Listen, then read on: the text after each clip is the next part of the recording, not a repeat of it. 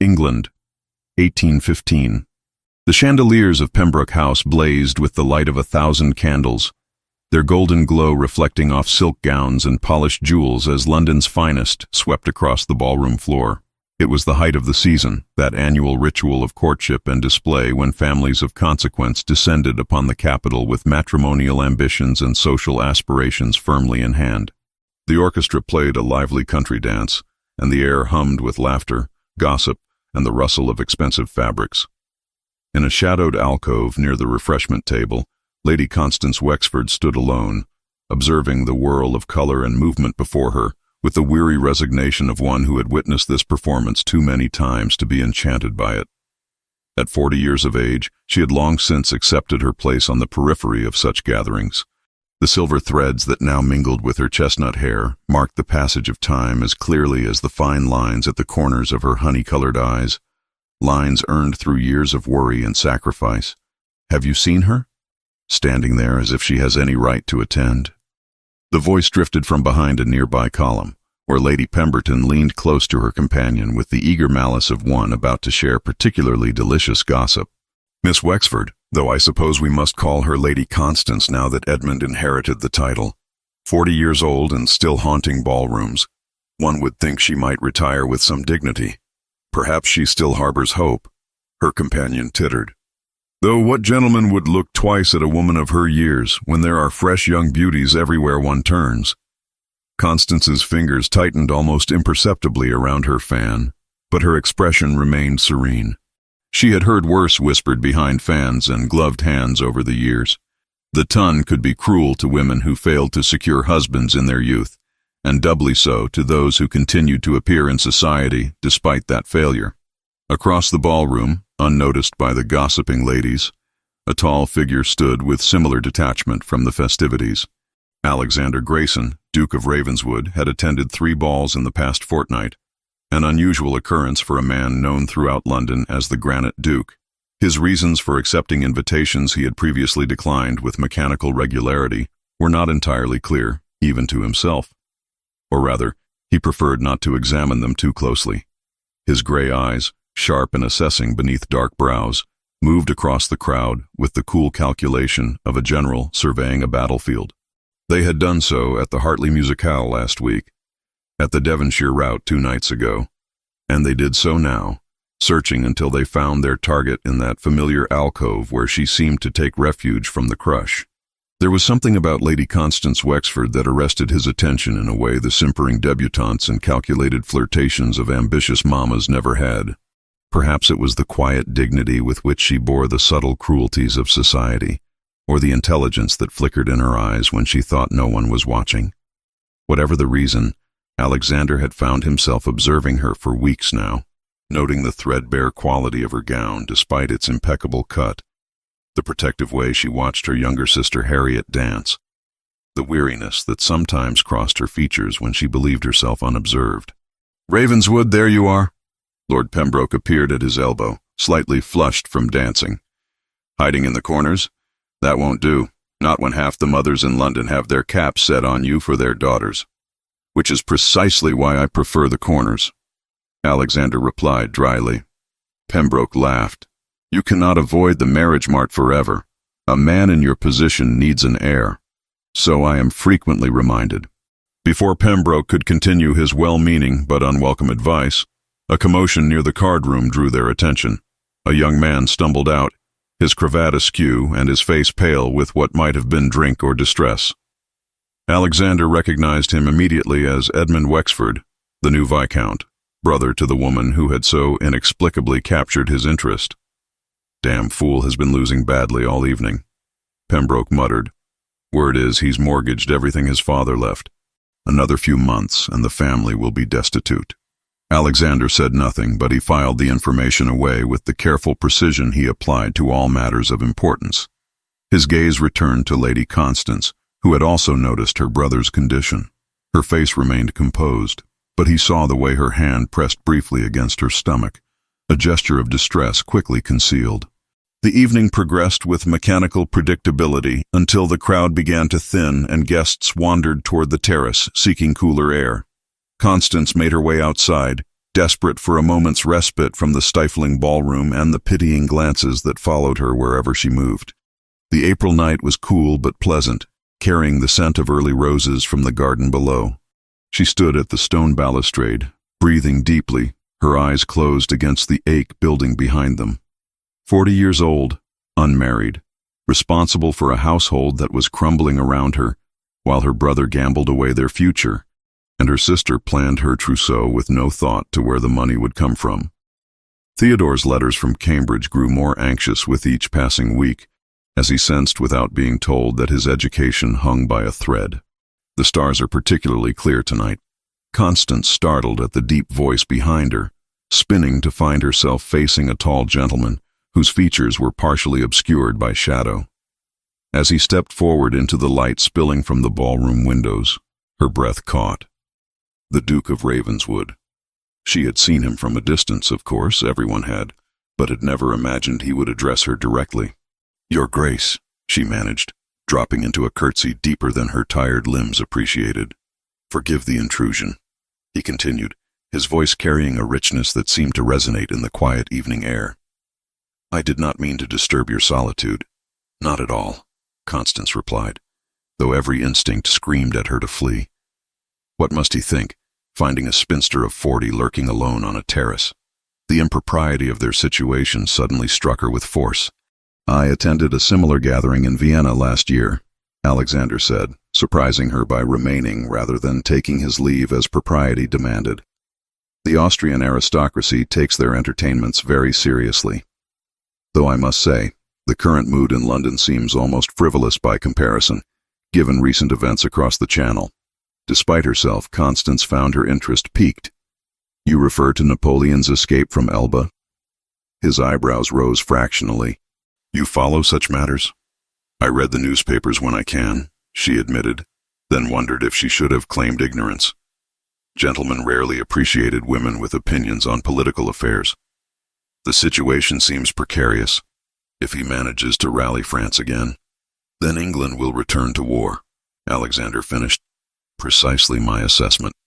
The Congress of Vienna accomplished little if Bonaparte can simply walk back into Paris and reclaim his throne." They stood in companionable silence for a moment, and Constance felt something shift in the air between them. When was the last time anyone had spoken to her about something of substance rather than the weather or the latest on deets? "You must think me very forward," she said finally, "discussing such matters. On the contrary, I find it refreshing." His gray eyes studied her with an intensity that made her acutely aware of every silver thread in her hair, every line on her face. Most conversation in these settings revolves around trivialities.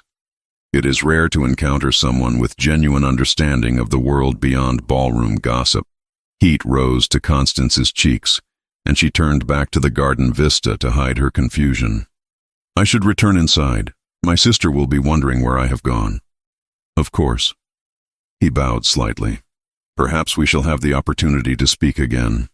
Only as she hurried back through the French doors did Constance realize she had never properly introduced herself, and he had addressed her without that formality. Had he known who she was all along? And if so, why would the Duke of Ravenswood seek conversation with someone of her age and circumstances? London, late April 1815. Fairmont House. The remainder of the evening passed in a blur. Constance collected Harriet, who pouted at leaving before midnight, and Edmund, who could barely stand upright. In the carriage returning to Fairmont House, her brother slumped against the cushions, reeking of brandy and defeat. "You're a disgrace," Harriet snapped, her pretty face twisted with disdain. "How am I supposed to attract a decent husband when everyone knows our brother is a wastrel?" "Harriet," Constance said sharply, though she could not entirely disagree with the assessment. Edmund's eyes opened, focusing with difficulty on his eldest sister. "I can fix this," he slurred. "Hartley says he'll forgive everything. All the debts, the mortgages." Constance went very still. "Lord Hartley?" "Edmund, what have you done?" "Nothing yet," he muttered. "But he made an offer. For you." The world seemed to tilt on its axis. "What manner of offer?" "Companion. Housekeeper. Whatever term makes it more palatable." Edmund's voice carried a desperate edge. He would forgive it all, Constance. The house, Theodore's schooling, Harriet's dowry, everything. Harriet gasped. He cannot be serious. That would make her little better than— Do not say it, Constance whispered, her voice deadly calm. Edmund, tell me you did not agree to this. I told him I would discuss it with you, her brother replied, and had the grace to look ashamed. We have 6 weeks before the bank forecloses on Fairmont House. 6 weeks before everything Father built is lost forever. What would you have me do? Constance stared out at the darkened streets of London, her mind racing. 40 years old, unmarried, with no prospects, and no future beyond servitude to a man whose reputation was as black as his soul. Lord Vernon Hartley was 50 if he was a day, a widower twice over, and rumored to have hastened both wives to their graves through cruelty if not outright violence. This, then, was what her life had come to. This was her reward for 28 years of sacrifice, for raising her siblings after their mother's death, for managing a household on ever-shrinking funds, for putting everyone else's needs before her own until nothing remained. As the carriage rolled through the night, Constance Wexford made a decision. Tomorrow she would write to an agency in Scotland. There were positions for governesses and companions that did not require selling one's soul to a devil. She would find a way to send money home, enough perhaps to keep Theodore at Cambridge and secure some small dowry for Harriet. As for Fairmont House, it was only brick and mortar after all. Some things once lost could never be reclaimed.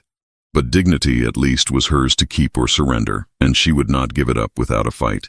3 weeks had passed since the evening at Pembroke House, 3 weeks during which Constance Wexford had composed no fewer than 7 letters to agencies in Edinburgh and Glasgow, each one more desperate than the last.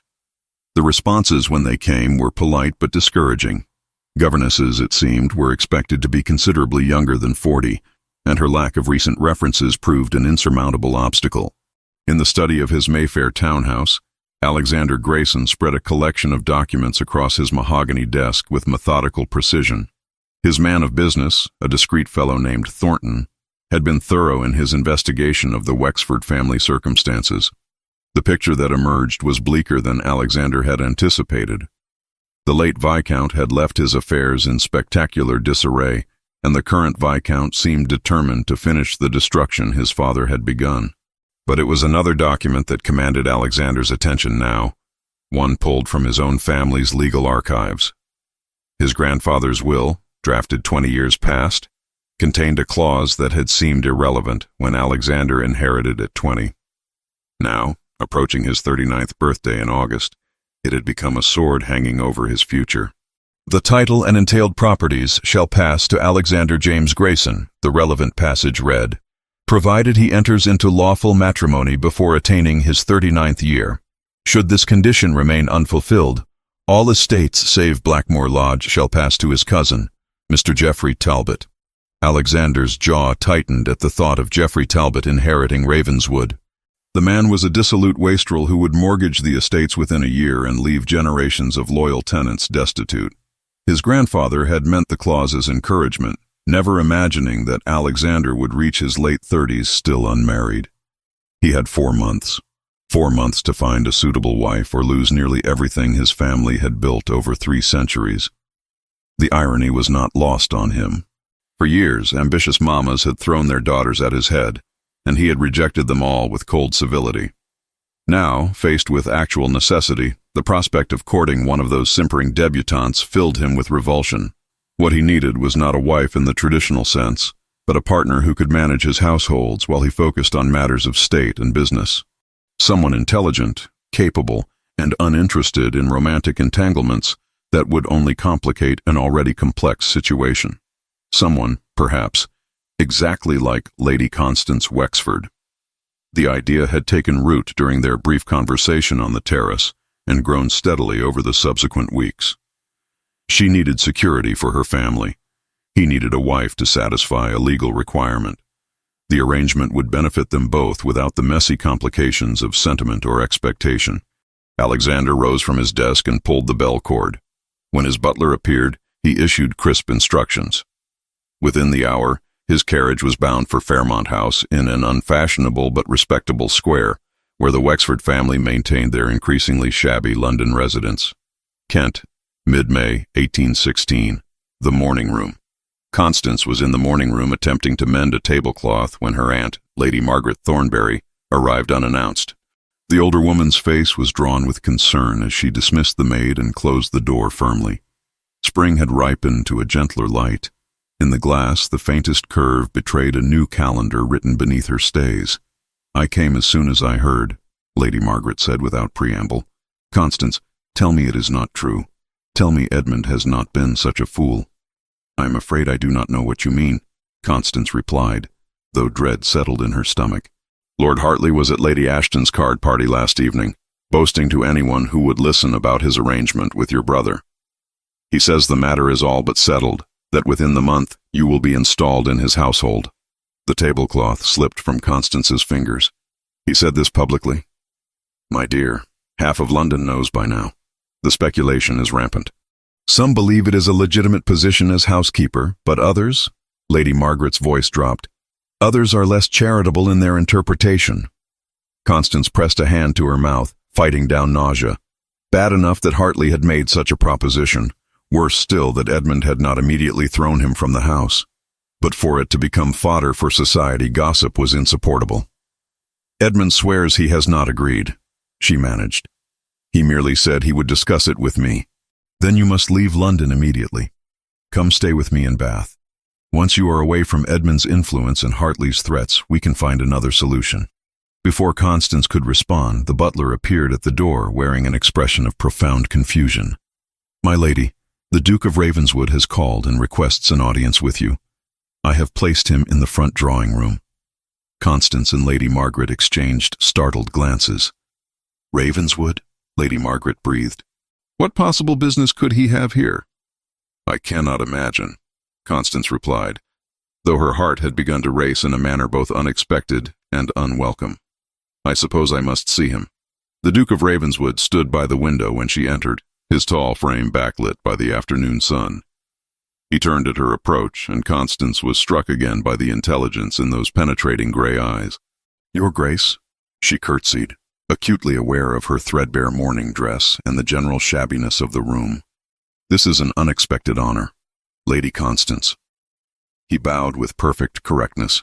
"I apologize for calling without prior notice, but the matter I wish to discuss is rather urgent and requires discretion." "Of course. Please sit down." They arranged themselves in facing chairs with the careful formality of strangers, though something in his manner suggested this was anything but a casual social call. "I shall come directly to the point," Alexander began. "I have recently discovered certain circumstances regarding my family's estate that require I marry before August. At the same time, I understand your own family faces certain financial difficulties that might be alleviated through a prudent alliance." Constance's breath caught. Surely he could not mean what his words seemed to suggest. "I propose a marriage of convenience, Lady Constance, one that would benefit us both materially while requiring minimal personal entanglement. I need a wife to satisfy a legal obligation and someone capable of managing my properties. You, if I may be frank, need security for yourself and your siblings." The room seemed to tilt. "Your Grace, I am 40 years old. Surely there are younger, more suitable candidates." "Younger women generally harbor romantic expectations I have no wish to fulfill," he replied with brutal honesty. "You strike me as eminently practical. I am not offering affection or companionship beyond what civility requires. What I offer is this: marriage before August to preserve my inheritance, with the understanding that we would maintain separate lives under the same roof.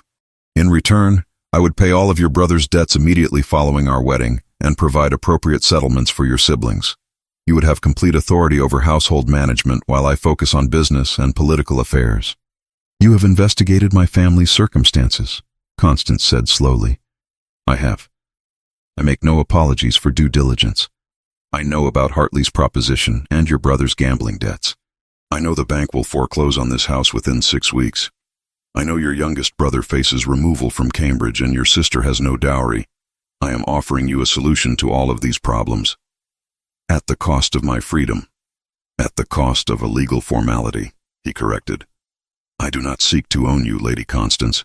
I seek an arrangement between two reasonable adults who can each provide what the other requires. Constance rose and moved to the window, her mind spinning. It was cold, calculated, utterly devoid of sentiment. It was also the most honest proposal she could imagine, free from false protestations of admiration or love. "I need time to consider," she said finally. "You have 10 days. After that, I must pursue other options if I am to meet the deadline." When he had gone, Lady Margaret emerged from where she had been diplomatically absent in the adjoining room. "Tell me you are not seriously considering this." "Tell me what choice I have," Constance replied wearily. "Hartley's proposition is degrading, and Edmund grows more desperate by the day. At least the Duke offers marriage and respect, even if nothing else." "But a loveless marriage, Constance. Is that truly better than finding a position somewhere?" Constance thought of Theodore's anxious letters, of Harriet's oblivious plans for a season she could not afford, of Edmund drinking himself into oblivion every night. She thought of 28 years spent sacrificing her own desires for her family. "Perhaps," she said quietly, "a loveless marriage is exactly what I deserve." The 10 days that followed were among the longest of Constance's life. Edmund alternated between pleading and rage when he learned of the Duke's offer, seeing it as salvation one moment and interference the next. Harriet pouted that if Constance married a Duke, she should at least secure better settlements for her sister. Only Theodore, reached by urgent letter, wrote back with concern solely for Constance's own happiness, rather than what she might provide. On the 10th day, when the Duke's carriage appeared once more before Fairmont House, Constance had made her decision. She descended the stairs with her spine straight and her head high, every inch the Viscountess she had been raised to be. "Your Grace," she said, meeting his eyes steadily, "I accept your proposal." To London, October 1815, Grosvenor Square. The announcement of the Duke of Ravenswood's betrothal to Lady Constance Wexford appeared in the Morning Post on a grey Thursday morning, and by noon all of fashionable London was reeling from the shock. In drawing rooms from Mayfair to Grosvenor Square, teacups clattered against saucers as ladies discussed this most unexpected development. 40 years old, Lady Pemberton declared to her assembled guests, her voice sharp with vindictive pleasure. "One might almost admire her determination, except that it reeks of calculation. What hold could such a woman possibly have over a duke?" Viscountess Charity Pembroke, who had herself harbored ambitions regarding the Duke, smiled thinly over the rim of her cup. "Perhaps His Grace suffers from failing eyesight, or failing judgment." One can only imagine what inducements were offered. The whispers spread through ballrooms and card parties, each retelling more vicious than the last. Some suggested Constance had trapped the Duke through blackmail. Others hinted at dark secrets from his past that she held over him. The Kinder speculation merely painted her as a desperate spinster who had somehow convinced a wealthy man to take pity on her. In a darkened study across town, Lord Vernon Hartley received the news with cold fury. He crushed the newspaper in his fist, the veins standing out on his forehead. Edmund Wexford had promised him an opportunity, and now that fool girl had escaped beyond his reach. A duke's wife was untouchable, protected by rank and fortune in ways a mere viscountess never could be. But Hartley was a patient man when vengeance required it. He poured himself a generous measure of brandy and began to think. The Duke might have won this battle, but there were other ways to wound a man of pride, other means of extracting payment for disappointments. He would wait and watch, and when the opportunity presented itself, neither the Duke nor his unsuitable bride would be prepared for what followed. The preparations for the wedding proceeded with remarkable efficiency. Alexander made it clear he wanted no grand ceremony, no elaborate spectacle that would subject them both to additional scrutiny. A quiet affair at his estate chapel would suffice to satisfy legal requirements. Constance met with his solicitors regarding settlements and contracts, the discussions conducted with businesslike precision. She signed papers that guaranteed Theodore's continued education at Cambridge, established a modest dowry for Harriet, and most importantly, transferred sufficient funds to clear Edmund's debts completely. The relief she felt seeing those documents was profound, even as she recognized she had essentially sold herself to secure them. Alexander called on her once before the wedding, delivering a package wrapped in brown paper. Inside, Constance found 3 leather-bound volumes she had mentioned during their terrace conversation weeks ago, works on political philosophy she had longed to read but could never afford. "I thought you might appreciate these for the journey to Kent," he said simply. It was the first personal gesture he had made beyond the cold necessities of their arrangement, and Constance found herself unexpectedly moved. "Thank you, Your Grace. This is most thoughtful. Alexander," he corrected, though his expression remained distant. "We shall be married shortly. You might as well become accustomed to using my name." Harriet visited the morning before the wedding, sweeping into Constance's bedchamber in a cloud of expensive perfume. At 23, she possessed the kind of ethereal beauty that turned heads in ballrooms, all golden curls and porcelain skin. She examined Constance's modest traveling dress with barely concealed disappointment. "Is that what you intend to wear? Surely the Duke could provide something more suitable for his bride." "The Duke and I have an understanding that does not include elaborate wardrobes," Constance replied evenly. "This will serve perfectly well." "An understanding." Harriet's pretty mouth twisted. "Everyone knows what that means. A marriage of convenience. How mortifying that my sister, a duchess, cannot even claim her husband's affection." "Better to be a duchess without affection than a pauper with pride," Constance said, more sharply than intended. "Thanks to this arrangement, you will have a proper dowry and the opportunity to make a genuine love match. I suggest you concern yourself with gratitude rather than disappointment." Harriet flushed but said nothing further. After she departed, Constance sat before her mirror and studied the face that would soon belong to a duchess. The silver threads in her hair seemed more pronounced than ever, the lines around her eyes deeper. She was not a bride in any romantic sense of the word. She was a woman fulfilling a contract, providing a service in exchange for security. That thought sustained her through the journey to Kent the following morning and into the modest chapel at Ravenswood Estate where Alexander waited with only his solicitor and a local vicar as witnesses. The ceremony itself lasted perhaps 10 minutes, the words spoken with mechanical precision. Alexander's hand was steady as he placed a simple gold band on her finger. Constance's trembled slightly, though whether from nerves or exhaustion she could not have said. When the vicar pronounced them husband and wife, Alexander bent to brush his lips against hers with formal courtesy, nothing more. The kiss was brief, perfunctory, the sort of gesture one might bestow upon a maiden aunt at Christmas. "Your Grace," the vicar said, beaming, "may I be the first to congratulate you and the Duchess." The Duchess. Constance Grayson, Duchess of Ravenswood. The title felt foreign, like a coat that did not quite fit properly at the shoulders. They shared a cold wedding breakfast in an echoing dining room, making stilted conversation about the weather and estate matters. Then Alexander excused himself to attend to correspondence, leaving Constance to explore what was now her home. Kent, November 1815, Ravenswood Hall. Ravenswood Hall was magnificent in the way of ancient family seats, all soaring ceilings and marble floors polished to mirror brightness. A housekeeper named Mrs. Davies appeared to guide her through endless corridors and chambers, explaining household routines with efficient professionalism. "The West Wing is His Grace's private domain," Mrs. Davies noted as they passed a closed door. "Your apartments are in the East Wing, my lady, quite separate, as His Grace requested." Quite separate indeed. Constance's rooms were spacious and beautifully appointed, decorated in soft blues and creams that caught the afternoon light. A door connected to what she assumed were Alexander's chambers, but when she tested it later, she found it locked from the other side. That evening, they dined together in another vast room designed to seat 30, but containing only 2 place settings at opposite ends of an absurdly long table. Conversation was minimal, confined to observations about the food and inquiries about her comfort. When the meal concluded, Alexander rose. "I have business in my study. I trust you will find everything satisfactory." "Perfectly satisfactory, Your Grace." "Alexander," he corrected again, though he did not wait for her to use the name before departing. Constance retired to her chambers and penned letters to her siblings. To Theodore, she wrote honestly about the nature of her marriage, knowing he would see through any pretense. To Harriet, she emphasized only the material benefits.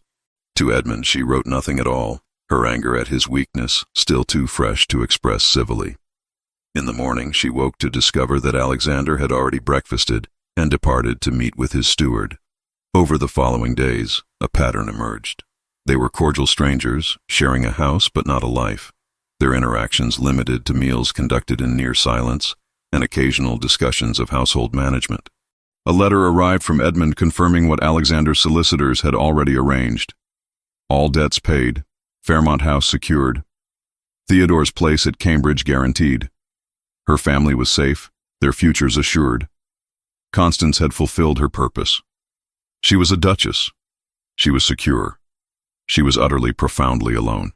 At night, lying in her vast bed, listening to the old house settle around her, Constance wondered if this was truly better than what Hartley had offered. At least there, she would have harbored no illusions about the nature of the transaction. Here, in this beautiful prison, she could almost pretend she was something more than a purchased solution to a legal problem. Almost, but not quite. The weeks following the wedding settled into a rhythm of careful politeness and cautious distance. Constance threw herself into learning the vast complexities of managing Ravenswood Hall, determined to fulfill at least one aspect of their bargain with competence, if not enthusiasm. Mrs. Davies proved an invaluable guide through the labyrinth of household management. Together they reviewed ledgers that stretched back decades, examined stores and inventories, and discussed the needs of the estate's numerous tenants. What Constance discovered troubled her deeply. The tenant cottages were in deplorable condition, their roofs leaking and walls crumbling. Children ran barefoot through muddy lanes because their parents could not afford proper shoes. The village had no school, leaving the younger generation illiterate and destined to repeat their parents' hardships. Even the once magnificent gardens surrounding the manor had fallen into neglect, their beauty strangled by weeds and unchecked growth. She began cautiously, authorizing small repairs here, a new roof there. But as she rode through the estate and witnessed the grateful tears of mothers whose children would sleep dry for the first time in years, caution gave way to determination. Constance drafted plans for a proper village school, allocated funds for garden restoration, and arranged for a physician to visit the tenants monthly, rather than only when summoned for emergencies. It was the expenditure on the physician that finally drew Alexander's attention. He appeared in the estate office where Constance sat surrounded by account books, his expression carved from granite. "Might I inquire about these recent disbursements?" He placed a ledger before her, opened to a page marked with multiple entries in her neat hand. "The sums are not insignificant." Constance met his gaze steadily. "They are investments in the welfare and productivity of your tenants, Your Grace." "Alexander?" he corrected automatically, though his tone remained cool. "These look more like expenses than investments. A school, a physician on retainer. The gardens alone have consumed nearly £200. The school will reduce illiteracy, which in turn will produce more capable workers for the estate," Constance replied, pulling another ledger toward her. "I have calculated projected returns based on similar initiatives in Yorkshire. Within 5 years, the increased productivity should offset the initial expenditure by a factor of 3. She turned the book so he could see her careful notations, rows of figures demonstrating projected yields, reduced turnover costs, and improved efficiency. Alexander leaned forward to study her work, his brow furrowing. "You compiled this yourself? Mathematics has always been a strength of mine. My father insisted all his children receive proper education in practical matters." She pointed to another column. "The physician prevents minor ailments from becoming catastrophic illnesses that leave families unable to work. The cost of prevention is considerably less than the cost of replacing workers who die from treatable conditions." Alexander pulled a chair beside hers, close enough that she caught the scent of sandalwood and leather that seemed to follow him. For the next hour, they discussed yields and projections, debating the merits of various improvements with an intensity that surprised them both. Constance found herself defending positions with vigor, and more remarkably, Alexander listened. "Your logic is sound," he admitted finally, leaning back with an expression that might have been respect. "I confess, I did not anticipate such thorough analysis. I may be 40 years old and purchased for convenience, Your Grace, but I am not incompetent." The words emerged more sharply than intended, and silence fell between them. Then Alexander's mouth quirked in what might have been the ghost of a smile. "Alexander," he said quietly, "and I never thought you incompetent. Quite the opposite, in fact. That evening, their dinner conversation extended beyond perfunctory pleasantries for the first time. Alexander asked her opinion on the recent debates in Parliament regarding corn laws, and Constance offered observations that clearly challenged his own positions. Rather than dismissing her views, he engaged with genuine curiosity, and when they rose from the table, he suggested they continued the discussion in the library. The library became their refuge in the evenings that followed. They would sit in companionable near silence, each reading, occasionally sharing passages or observations. Sometimes the silence gave way to debates that ranged from philosophy to poetry, discussions that left Constance intellectually exhilarated in ways she had not experienced since her father's death. A letter arrived from Lady Thornbury in late July, inquiring after Constance's adjustment to married life. Constance penned a careful response that acknowledged the strangeness of her situation while expressing gratitude for the security she now enjoyed. She did not mention the peculiar ache that had begun to form when Alexander smiled at something she said, or the way her pulse quickened when their fingers accidentally touched, reaching for the same book. In early August, Theodore arrived for a brief visit during his recess from Cambridge. At 20, he had grown into a serious young man with his sister's honey-colored eyes and their father's scholarly bearing. Constance embraced him tightly, relieved to see him healthy and hopeful rather than anxious and afraid. "You have saved my life, Connie," Theodore said quietly, using the childhood name only he employed. "I know what this marriage cost you. I only hope it brings you some measure of happiness." "It has brought me purpose," Constance replied, which was not quite a lie. "That is enough." Alexander invited Theodore to join them for dinner, and what began as polite conversation evolved into enthusiastic discussion of Theodore's research on medieval land tenure systems. Alexander's questions demonstrated genuine interest rather than mere courtesy, and by the meal's end, he was offering introductions to scholars at Oxford who might prove valuable contacts for Theodore's future. Constance watched this exchange with something tightening in her chest. The Duke could be kind when he chose. That realization felt dangerous in ways she could not quite articulate. The fever struck without warning 3 days after Theodore departed. Constance had felt unwell that morning, but attributed it to melancholy over her brother's leaving. By afternoon, she was shaking with chills despite the August heat. Mrs. Davies helped her to bed and summoned the physician, whose diagnosis was grim. "A lung infection, Your Grace. These things can turn serious very quickly in adults. She must be kept comfortable and monitored constantly." For 4 nights, Alexander barely left her bedchamber. He dismissed the nurses, insisting on tending to her himself in ways that shocked the household staff. He bathed her fevered brow with cool cloths, held water to her parched lips, and sat vigil in the darkness listening to her labored breathing. On the 3rd night, when her fever spiked to terrifying heights, Constance became delirious. Her eyes opened but did not focus, and words spilled from her lips in fragments. 40 years, she whispered. 40 years waiting. Always waiting, never chosen, never wanted, not for love, never for love. Alexander's hand stilled on the cloth. "Die without knowing," she continued, her voice breaking. "What it feels like. To be loved, to matter, to be seen." Something cracked in Alexander's carefully constructed walls. He took her hand in his, feeling the fragility of her bones beneath hot skin.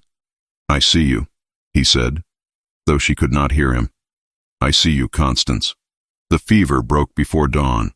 Constance woke weak but clear-headed to find Alexander asleep in the chair beside her bed, his hand still holding hers. She extracted herself gently, unwilling to examine the fierce tenderness that surged through her at the sight of his exhausted face. Over the following days, as strength returned to her limbs, Constance noticed Alexander watching her with an expression she could not interpret. He seemed almost frightened by something, though of what she could not fathom. Then, without explanation, he announced he must travel to London on urgent business. He departed the next morning and did not return for 2 weeks. No letters came, no messages explaining his absence. He had left at dawn with a single valise and a Parliament summons folded in his pocket, urgent business concerning an entail challenge raised by Talbot's man of law.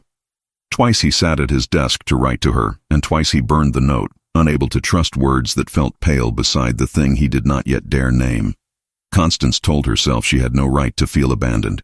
Their arrangement included no promises of companionship. Yet the hurt lodged beneath her ribs regardless, a constant ache that reminded her she had been foolish enough to begin hoping for something more than the cold contract they had signed. When Alexander finally returned, she greeted him with perfect courtesy and nothing more. The walls she had briefly lowered were rebuilt, higher and stronger than before. If he noticed the change, he said nothing, retreating behind his own barriers with equal determination. They were strangers again, sharing a house, but not a life. And Constance told herself it was better this way, even as her heart whispered that she was lying. The season's return to London in September brought with it the necessity of appearances. Alexander had business in Parliament, and Constance, as his Duchess, was expected to be seen at his side in society. The prospect filled her with dread. Their first engagement was a musicale at Lady Beaumont's, where Constance felt the weight of curious stares from the moment they entered. Alexander kept her hand tucked firmly in the crook of his elbow, a gesture that might have comforted her had the distance between them not grown so pronounced since his unexplained departure weeks earlier. Viscountess Pembroke held court near the refreshment table, resplendent in crimson silk that made Constance's modest lavender gown seem positively dowdy by comparison. The widow's smile was all teeth and malice as their eyes met across the room. "Your Grace," Viscountess Pembroke purred when they were forced into proximity during the interval. "How delightful to see you in town. We had quite despaired of the Duke ever bringing his bride to meet society properly. We have been occupied with estate matters," Constance replied evenly. "How industrious. Though I confess I cannot imagine what could occupy one so completely as to miss the entire season." Her gaze moved to Alexander with pointed intimacy. "Your Grace, Lord Hartley was asking after you just yesterday. He mentioned some unfinished business regarding the Wexford family. Perhaps you might clarify matters for him?" Alexander's expression remained impassive, but Constance felt him stiffen beside her. "Lord Hartley's business is no concern of mine." "Is it not? How curious. He seemed to think otherwise." The Viscountess drifted away, leaving the poisonous implication hanging in the air. As the evening progressed, Constance noticed Hartley himself lingering near the edges of conversations, his cold eyes tracking her movements. When she passed close enough to hear, he was regaling a small group with observations about missed opportunities and women who overreached their stations. The venom in his tone was barely disguised. 2 nights later at Lady Ashworth's card party, Constance found herself deliberately excluded from a ladies' gathering in the drawing room. The hostess claimed there were no seats available, though 3 chairs stood conspicuously empty. Alexander, witnessing the slight, guided her instead to a quiet corner where they could observe the proceedings. "They are insufferable," he said quietly. "They are society," Constance replied. "I knew what I was accepting when I married you." His jaw tightened. "Nevertheless, such behavior is beneath contempt." The invitations came with increasing frequency, and with them, increasingly creative forms of social torture. Constance was praised for her charitable work in ways that emphasized her age and unmarriageability before the Duke's inexplicable choice. She was complimented on her dignity in accepting such an unusual arrangement. She was, in short, reminded at every turn that she was a curiosity rather than a proper duchess. Through it all, Hartley circled like a carrion bird, making remarks that stopped just short of open insult. His revenge, Constance realized, would be death by 1,000 cuts rather than any single dramatic gesture. London, September 1815, Almack's Assembly Rooms. The evening at Almack's arrived with all the weight of an execution. The assembly rooms glittered with candlelight, and the cream of society, presided over by the formidable patronesses whose approval could make or break a reputation.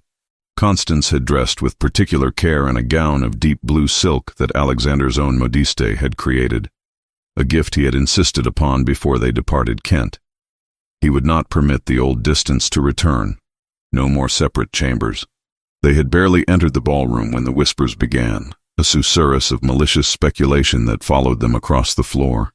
Lady Cowper, one of the patronesses, greeted them with icy politeness that barely concealed her disapproval of such a mismatched union. Duchess, came a voice dripping with false sweetness. Viscountess Pembroke appeared with Hartley in tow, both wearing expressions of predatory satisfaction. What courage you must possess to appear here among all these lovely young girls. So many eligible gentlemen admiring their youth and beauty. It must be quite overwhelming. Before Constance could respond, another voice joined the chorus. Indeed, one wonders what the Duke must think, surrounded by so many alternatives to his unusual choice. The laughter that followed was polite, but cutting. Constance felt her face flame with humiliation even as she maintained her composure. "I think," Alexander said, his voice carrying across the suddenly silent space around them, "that my wife possesses more intelligence, grace, and genuine worth than any woman in this room. And unlike those who measure value solely by age or appearance, I am capable of recognizing substance when I encounter it." The silence that followed was profound. Then, to Constance's utter shock, Alexander bowed before her with formal correctness.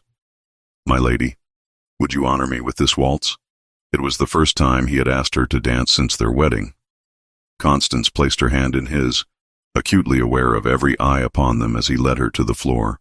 The orchestra began, and Alexander's hand settled at her waist, with a sureness that made her breath catch. They moved together with unexpected harmony, as though they had waltzed 100 times before.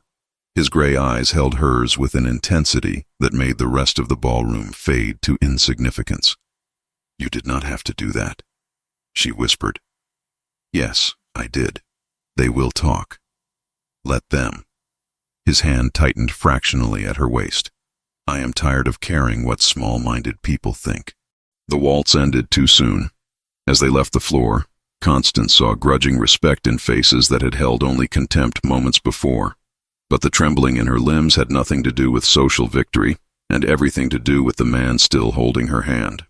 The carriage ride home was charged with a tension Constance did not fully understand. Alexander sat across from her in the dimness, his face shadowed but his attention wholly focused upon her. "Constance," he began, his voice rough, "I need to tell you something." "Please don't," she interrupted, panic rising in her chest. She could not bear kind words spoken from pity or duty. "Whatever you feel obligated to say after tonight's performance, it is unnecessary. You fulfilled the terms of our arrangement admirably. This has nothing to do with our arrangement. Then it has no place in our marriage." She turned deliberately toward the window, closing the conversation with the finality of a slammed door. The morning brought an unexpected visitor. Harriet swept into the breakfast room where Constance sat reviewing correspondence, her pretty face tight with calculation. "I need your help," Harriet announced without preamble. "Lord Pemberton has offered for me, but he insists upon a larger dowry than what Alexander originally settled. An additional £500 would secure the match." Constance set down her teacup with deliberate care. "No." Harriet blinked. "I beg your pardon?" "I said no. The settlement Alexander provided was generous. If Lord Pemberton requires more, then perhaps his interest is more mercenary than romantic." "How dare you?" Harriet's voice rose. "You who married purely for money lecture me about mercenary motives." "I married to save this family from destitution," Constance replied coldly. "A situation created by Edmund's irresponsibility and compounded by your extravagance. I have done my duty. The rest is your concern." After Harriet departed in tears, Constance felt simultaneously liberated and guilty. For the first time in her adult life, she had put herself before a sibling's desires. The sensation was both terrifying and intoxicating. A letter arrived that afternoon, Edmund's familiar scrawl across the envelope. Constance opened it with trepidation. The contents were worse than she anticipated. Edmund confessed to debts he had concealed before the wedding, gambling obligations incurred years ago that had now come due. The amounts were substantial, and the creditors were growing impatient. Constance was still staring at the letter when Alexander found her in the library. He took one look at her face and crossed the room immediately. "What has happened?" She handed him the letter without speaking. He read it quickly, his expression darkening. "The fool," he muttered. "Does his idiocy know no bounds?" "I cannot ask you to pay more," Constance said, her voice hollow. "You have already done so much." "You are not asking. I am offering." Alexander began to pace, his agitation evident. But this cannot continue. Edmund must be removed from temptation if he is to have any hope of reform. What are you suggesting? I own a property in Yorkshire, a small estate that requires management. I will pay these debts on the condition that Edmund accepts the position and remains there under the supervision of my steward. No access to gaming hells, no opportunity to accumulate further obligations. Relief and resentment warred within Constance's chest. You might have consulted me before making such arrangements. I am consulting you now, after you have already decided the course of action. Alexander stopped pacing, his eyes flashing. Would you prefer I do nothing? Allow your brother to drag your family back into ruin? I would prefer to be treated as a partner rather than another problem to be solved. The words hung between them, raw and honest. Alexander stared at her, something shifting in his expression. You are not a problem, he said, his voice dropping to barely above a whisper. You have never been a problem. You are the most capable, intelligent, infuriating woman I have ever encountered, and I cannot stop thinking about you even when I should. He crossed the distance between them in 3 strides. His hands came up to frame her face, and then his mouth was on hers with a desperation that stole her breath. Constance responded without thought, her hands fisting in his coat as 28 years of denial and loneliness poured into that single kiss. Then reality crashed back. Constance wrenched away, her hand flying to her mouth. No, she gasped. No, this cannot happen. Constance, you do not want this. You want the idea of it, perhaps, or you feel obligated after defending me in public, but you do not truly want me. Her voice broke. I will not be pitied or patronized. I would rather have our honest arrangement than false sentiment. She fled the library before he could respond, her heart hammering against her ribs. Behind her, Alexander remained frozen where she had left him, one hand still outstretched toward empty air, the taste of her still on his lips, and the realization of what he had nearly lost settling heavily upon his shoulders. October brought an unseasonable chill to London, or perhaps it was merely the frost that had settled between the Duke and Duchess of Ravenswood. 3 weeks had passed since the kiss in the library, 3 weeks of careful avoidance and studied politeness that fooled no one in their household. Alexander moved through their days with a tension visible in the rigid set of his shoulders, in the way his hands would clench and unclench when Constance entered a room. He was a man restraining something that fought constantly for release. Constance, for her part, had perfected the art of being present yet absent, fulfilling her duties with mechanical precision, while ensuring they were never truly alone together. The Tun, sensing discord as sharks sense blood in water, circled with renewed interest. Invitations arrived daily, each one a veiled opportunity to observe the unusual ducal marriage that had never quite conformed to society's expectations. In a darkened study in Mayfair, Lord Vernon Hartley and Viscountess Charity Pembroke bent their heads together over papers spread across a desk. The Viscountess's handwriting was surprisingly masculine when she chose to make it so, and she had access through her late husband's effects to correspondence from various members of the Tun. This one, Hartley said, tapping a letter dated 5 years prior. From some forgotten suitor, no doubt. We can alter the date, change enough of the content to suggest something more intimate. And this, the Viscountess added, producing another document. A simple note about a charitable meeting. With careful modifications, it becomes an assignation. They worked through the night, their conspiracy fueled by mutual resentment and the particular viciousness that comes from wounded pride. By dawn, they had created a collection of documents damning enough to destroy a reputation, yet subtle enough to appear authentic to anyone not examining them too closely. The letters began circulating a week later, passed from hand to hand at card parties and afternoon teas, always accompanied by shocked whispers and barely concealed glee. Lady Constance Wexford, it seemed, had not been quite the virtuous spinster everyone assumed. There had been an affair, a liaison with a married man years ago, hushed up by her family but documented in these recently discovered letters. The scandal reached Alexander during a session at Parliament. Lord Ashworth, wearing an expression of false concern, drew him aside. Ravenswood, I feel it my duty as a friend to inform you of certain documents that have come to light regarding your Duchess and her past. Alexander's face remained impassive even as something cold settled in his chest. What documents? Letters, Your Grace. Rather explicit ones, suggesting that Lady Constance was not quite as innocent as she appeared when you married her. There are those who say you were deliberately deceived. I should like to see these letters. They were brought to him within the hour, spread across his desk in damning array. Alexander read each one with meticulous care, his legal training making him automatically search for inconsistencies even as a deeper part of him recoiled at the implications.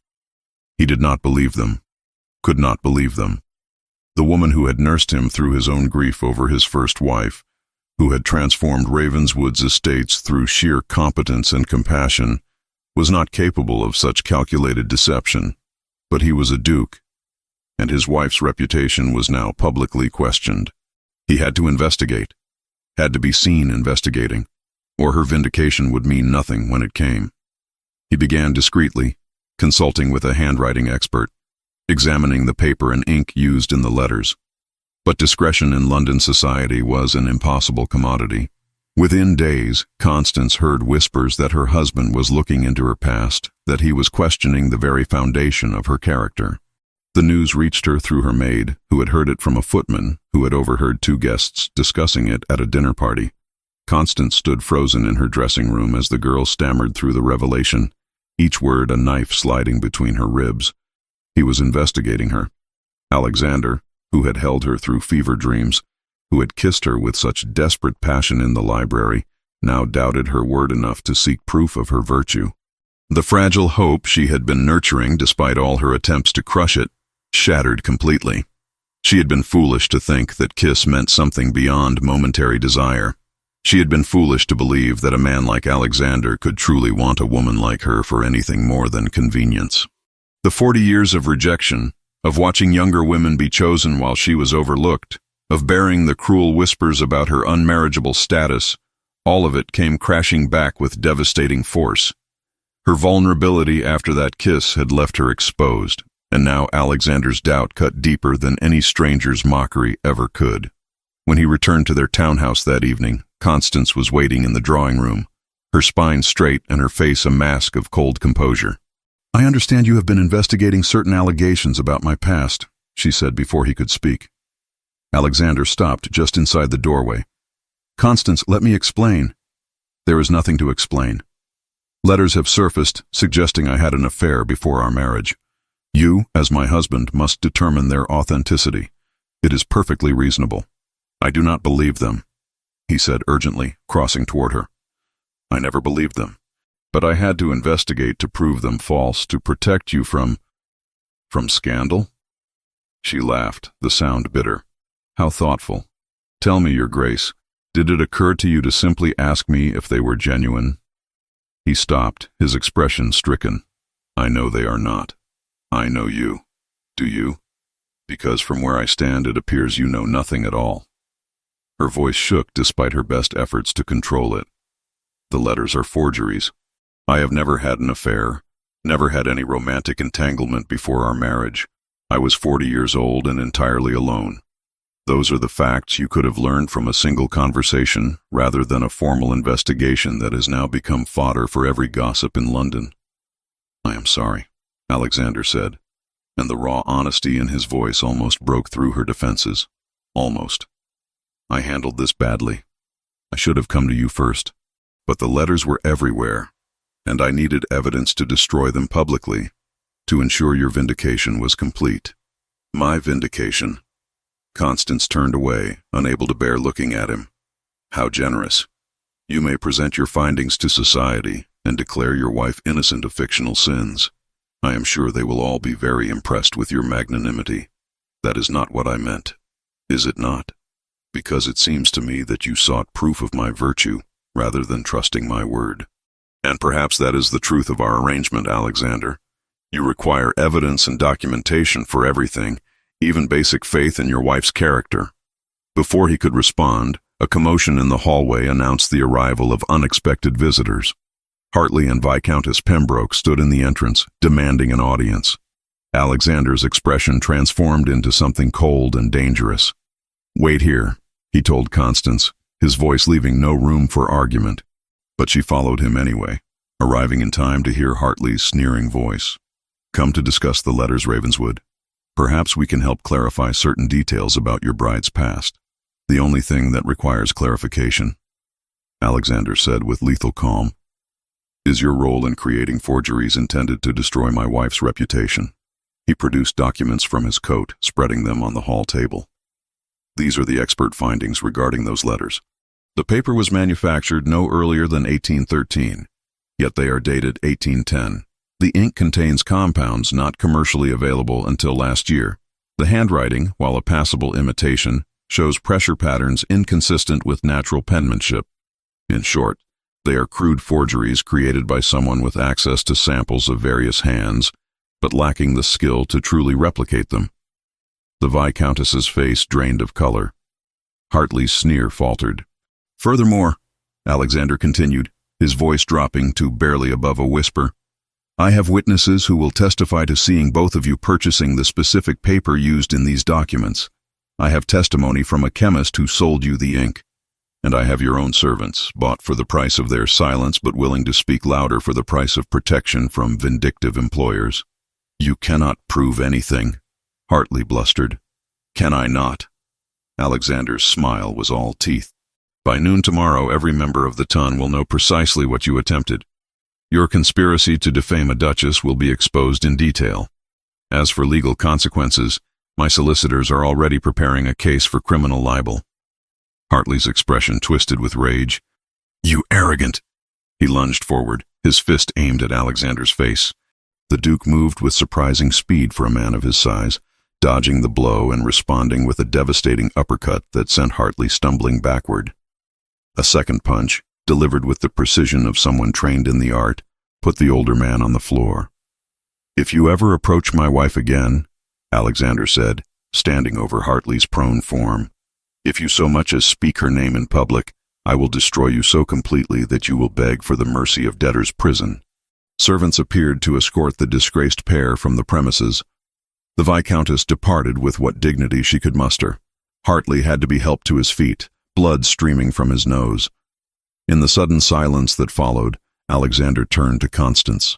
Triumph warred with concern in his expression, but she could not bring herself to feel the vindication he clearly expected her to share.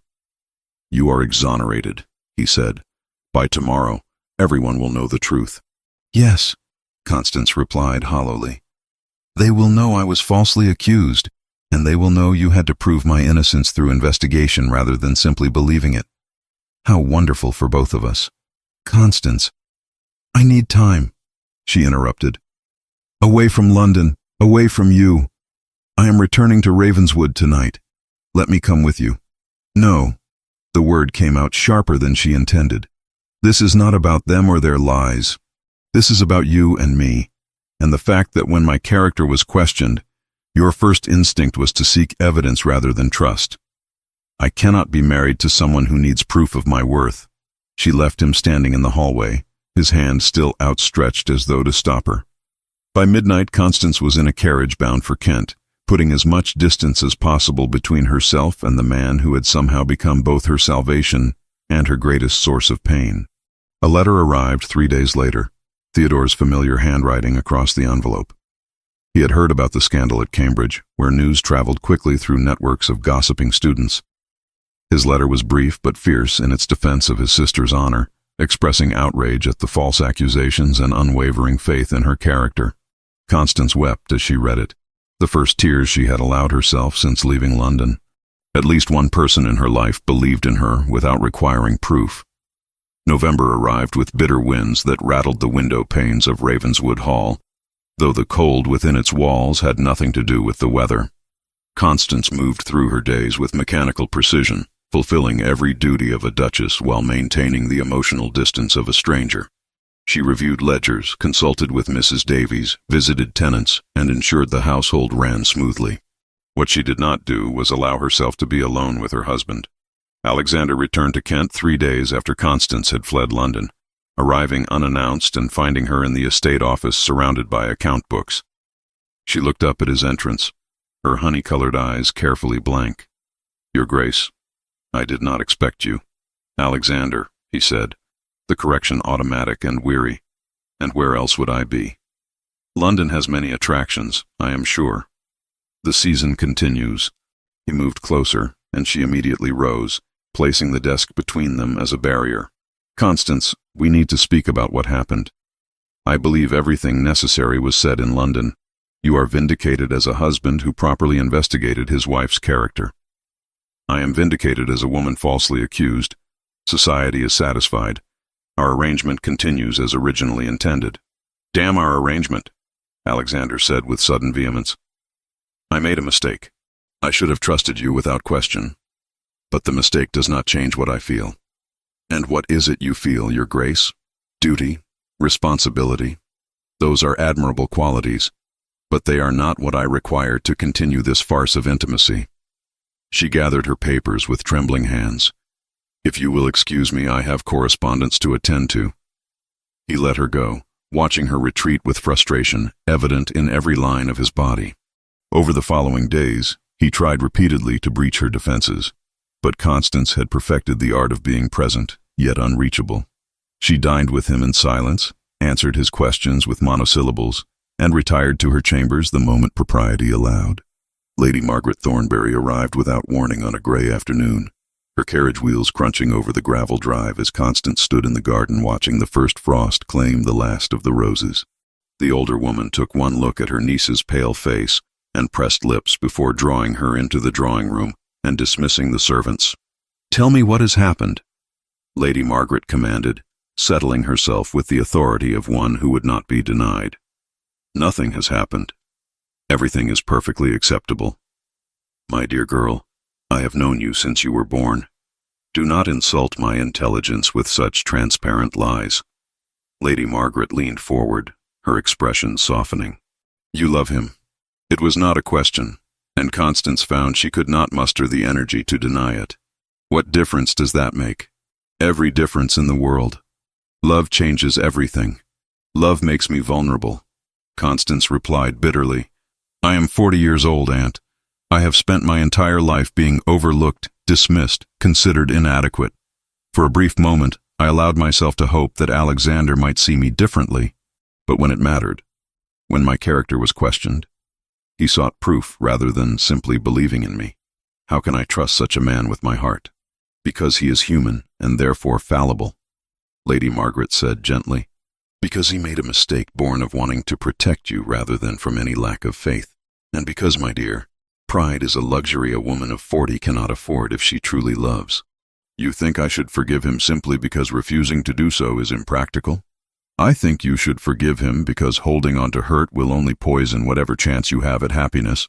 Do you truly believe he does not care for you?" Constance thought of Alexander sitting vigil during her fever, of the books he had gifted her, of the way his eyes followed her across a room as though magnetized. She thought of that desperate kiss in the library and the raw honesty in his voice when he had tried to apologize. "I believe he cares," she admitted quietly. "But I also believe that a man like Alexander cannot truly want a woman like me, not in the way I have begun to want him. And I would rather have our honest arrangement than false sentiment that will eventually crumble." "Then you are a coward," Lady Margaret said, shocking Constance with her bluntness. "You have spent 40 years being brave in the face of society's cruelty. Do not lose that courage now when it matters most." After her aunt departed, Constance remained in the drawing room, staring into the fire as those words echoed through her mind. Was she being cowardly, or merely protecting what remained of her battered heart? She had no answer, and the question haunted her through dinner and into the evening hours. She retired to her chambers early, pleading exhaustion, and was attempting to lose herself in a book when she heard unusual sounds from the corridor. Raised voices, the sound of something heavy being moved.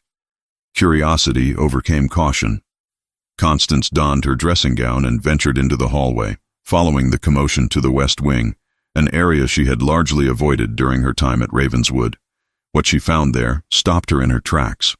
The door to what had been a closed chamber stood open, and within, servants were removing furniture and artwork under Alexander's direct supervision. As Constance watched, they carried out a portrait of a beautiful young woman with fair hair and delicate features.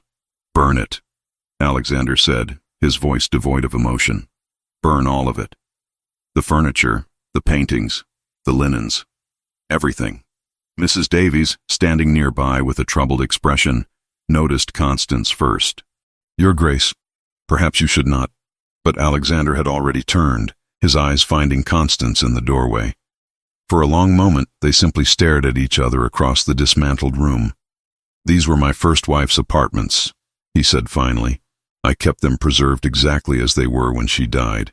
For 8 years, I have maintained this shrine to a woman I barely knew and did not love." He moved toward Constance, his steps deliberate.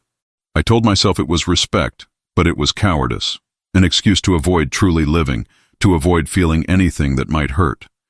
And then you walked into my life with your impossible dignity and fierce intelligence, and suddenly I could not hide anymore. Alexander, I am having these rooms completely redone," he continued as though she had not spoken. "New furnishings, new decoration, every trace of the past removed. Because I am finished living in the shadow of what was. I want to live in the reality of what is." The servants had retreated, leaving them alone in the half-empty chamber. Constance's heart hammered against her ribs.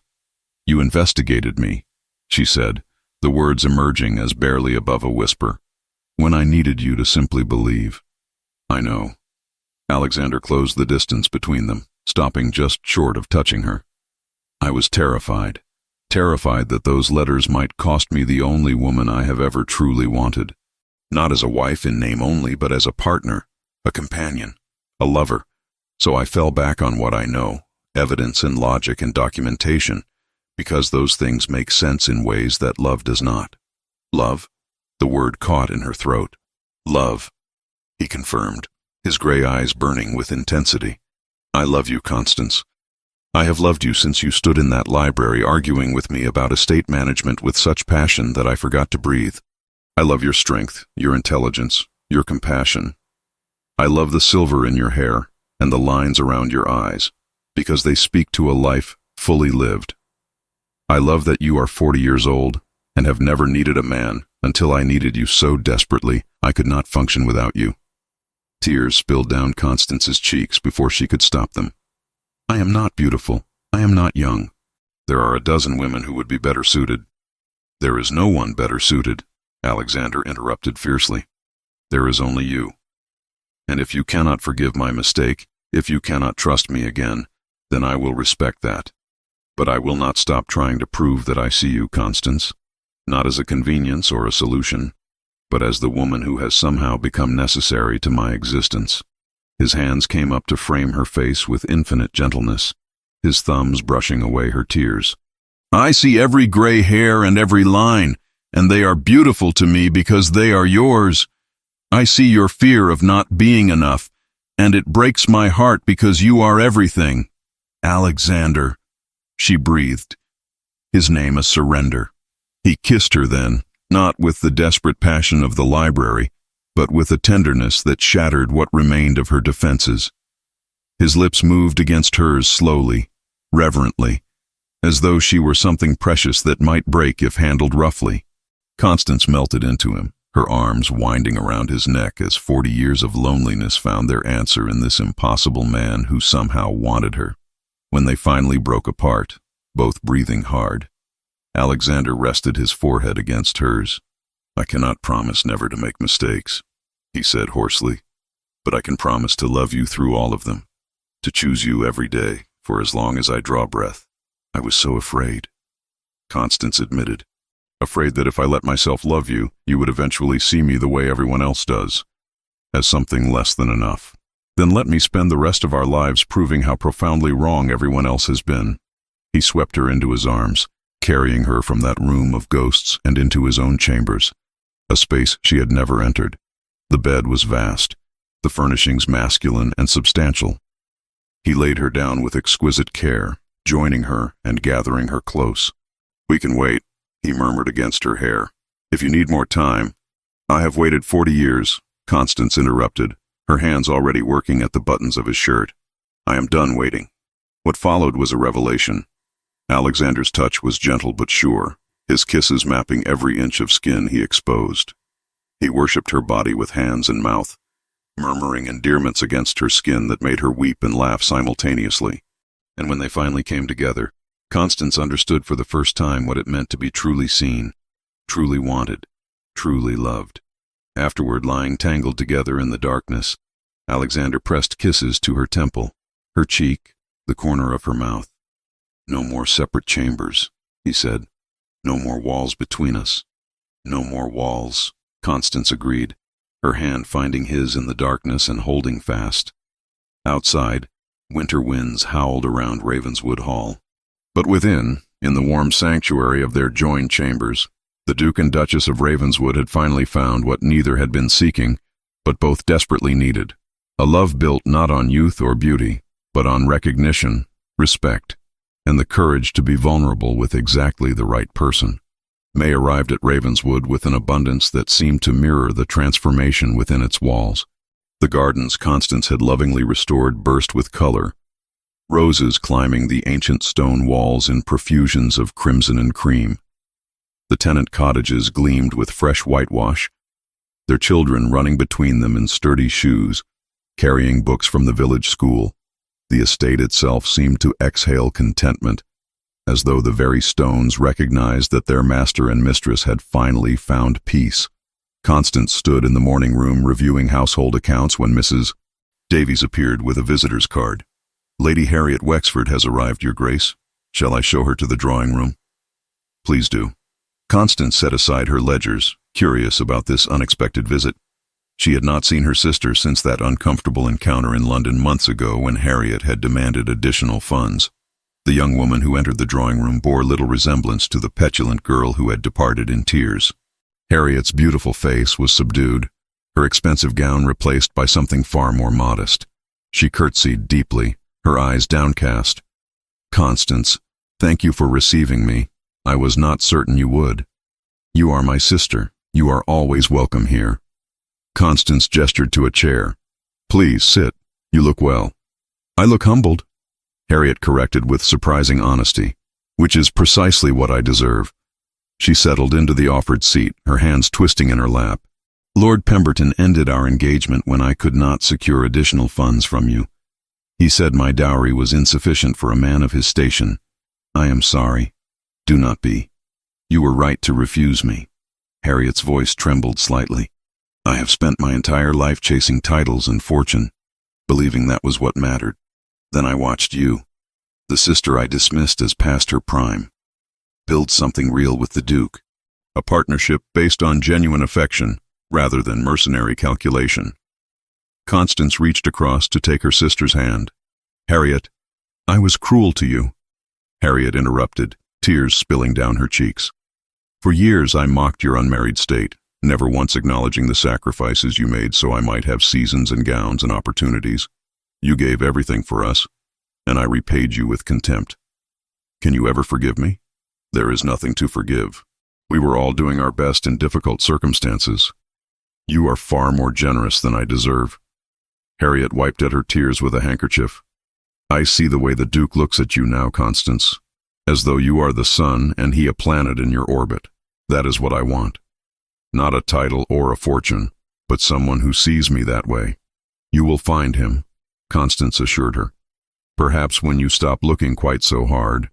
The sisters spent the afternoon in genuine conversation, rebuilding a relationship that had been fractured by years of resentment and misunderstanding. When Harriet departed the following morning, she embraced Constance tightly, whispering, "Thank you for not giving up on me." A week later, a letter arrived bearing Theodore's familiar handwriting, though the seal was different from his usual. Constance opened it at the breakfast table, Alexander watching her over the rim of his coffee cup. "Oh," she breathed, her hand flying to her mouth. "What is it?" Alexander set down his cup immediately, concern evident in his expression. "Theodore has been awarded a research fellowship at Oxford, a full position studying medieval land tenure with one of the foremost scholars in England." Joy suffused her face. "He says your introduction made all the difference, that the scholar remembered you from Cambridge and trusted your recommendation." "The boy earned it through his own merit," Alexander replied, though he could not quite suppress his pleased smile. "I merely opened a door. He walked through it himself." Constance rose and crossed to where he sat, pressing a kiss to his temple. "You have given my family more than security. You have given them futures. His arm came around her waist, pulling her into his lap with easy familiarity. They are my family now as well, though I confess my favorite member is sitting exactly where she belongs. Alexander, the servants, can avert their eyes if our affection offends their sensibilities, he murmured against her neck. I have no intention of hiding what I feel for you to spare anyone's delicate constitution. A letter from Edmund arrived that same afternoon, carried by a rider from the Yorkshire property. Alexander read it first, then handed it to Constance without comment. Edmund's script was steadier than she had seen it in years, the contents surprisingly mature. He wrote of the estate he now managed, of the satisfaction he found in productive work rather than idle gambling. He wrote of the steward who had become both supervisor and mentor, teaching him skills their father had never bothered to impart. Most importantly, he wrote a genuine apology, acknowledging the burden he had placed on Constance's shoulders and the debt he could never fully repay. He sounds different, Constance said quietly, folding the letter. Responsibility tends to change a man, Alexander replied, particularly when consequences become real rather than abstract. The estate requires genuine effort, and he seems to be rising to the challenge. You could have simply paid his debts and been done with him. I could have.